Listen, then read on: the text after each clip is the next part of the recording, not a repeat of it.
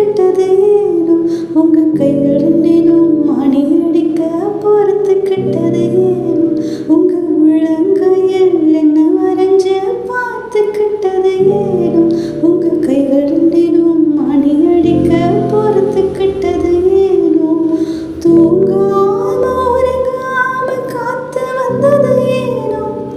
வழியெல்லாம் நிழல் போல தொடர்ந்து வந்தது ஏனோ